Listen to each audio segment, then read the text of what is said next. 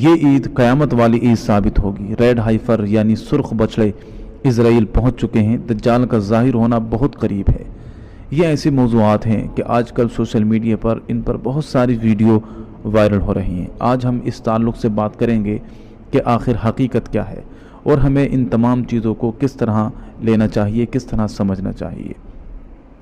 دیکھیے، سب سے پہلے تو آپ اس بات کو جان لیجئے کہ دجال کا ظاہر ہونا یہ کوئی عام مسئلہ نہیں ہے۔ جس طرح لوگ اس کو ایک معمولی سا سمجھ کر مذاق کے طور پر لیتے ہیں، یہ کوئی عام مسئلہ نہیں ہے، بلکہ دنیا کا سب سے بڑا فتنہ دجال کا فتنہ ہے۔ مسلمانوں کی سب سے زیادہ آزمائش دجال کے دور میں ہوگی۔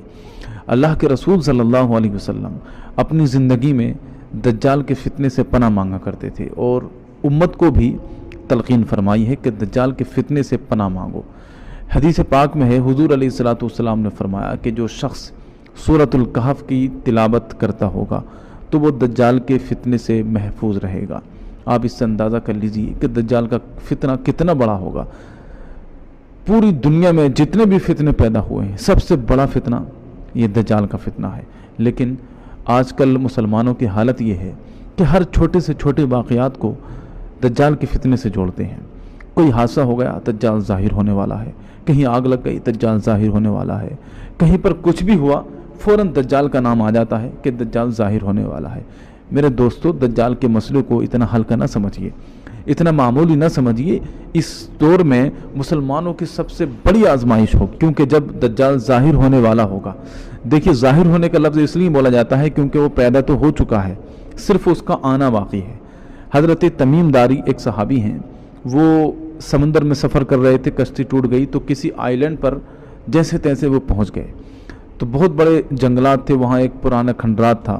تو وہاں جب وہ گئے تو انہوں نے دیکھا کہ ایک شخص جکڑا ہوا ہے زنجیروں میں، بڑے بڑے بال ہیں۔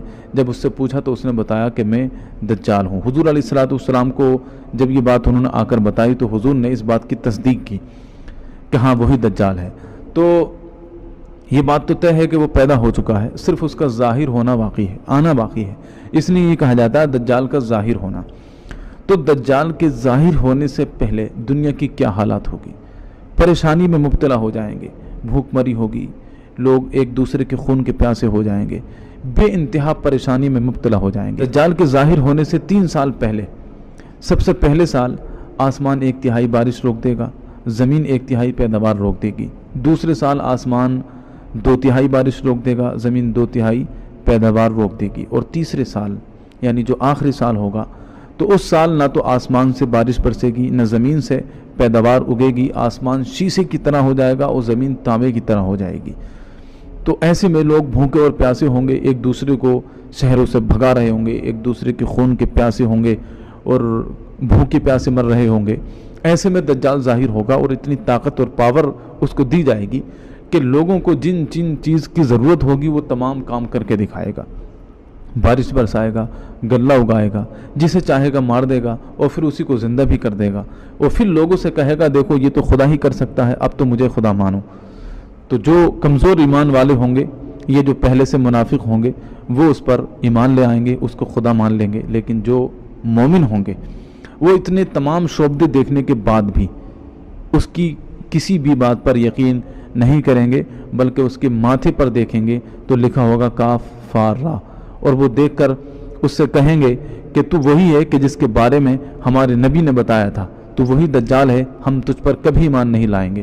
تو جو ایمان اس پر نہیں لائیں گے وہ ان کو اپنی جہنم میں ڈال دے گا، اور جو ایمان لے آئیں گے اس کو اپنی جنت میں ڈال دے گا۔ لیکن جو اس کی جنت ہے حقیقت میں وہ جہنم ہے، اور جو اس کی جہنم ہوگی حقیقت میں وہ جنت ہوگی۔ تو جن ایمان والوں کو وہ جہنم میں ڈالے گا حقیقت میں وہ جنت میں داخل ہو جائیں گے۔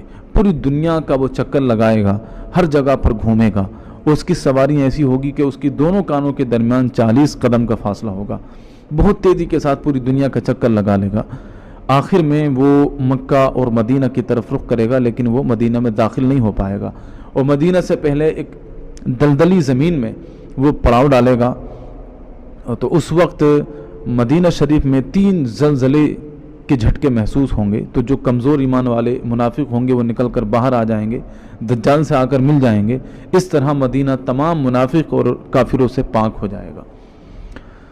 जब मुसलमान बहुत ज़्यादा तंग हो जाएंगे, परेशान हो जाएंगे, तो दुखान नामी एक पहाड़ के करीब जाकर अल्लाह से दुआ करेंगे, गिरिया उजारी करेंगे। तब अल्लाह ताला हज़रत ईसा अलैहिस्सलाम को दुनिया में भेजेगा। ईसा अलैहिस्सलाम फरिश्तों के परों पर सवार होकर दमिश्क की जामा मस्जिद में तशरीफ़ लाएंगे, और जैसे ही हज़रत ईसा अलैहिस्सलाम तशरीफ़ लाएंगे तो ये दज्जाल पिघलना शुरू हो जाएगा। जिस तरह नमक पानी के अंदर पिघल जाता है, इस तरह पिघलना शुरू हो जाएगा और उसको कत्ल कर देंगे।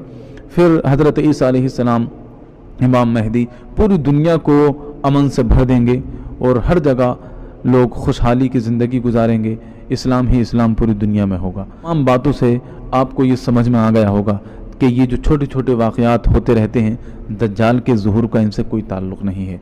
तो इस तरह की जो भी वीडियो आपके सामने आती हैं, दज्जाल इस वजह से ज़ाहिर होने वाला है, वहाँ आग लग गई, वहाँ ये हादसा हो गया, अब दज्जाल ज़ाहिर होने वाला है, इज़राइल में सुर्ख बछड़े पहुँच चुके हैं, ये दज्जाल के ज़ाहिर होने की आखिरी अलामत है। अगर इस तरह का कोई मसला आपके सामने आता है तो उलमा इकराम से रब्ता किया करें, उसके बाद ही किसी बात पर यकीन करें। अस्सलामु अलैकुम व रहमतुल्लाहि तआला व बरकातहू।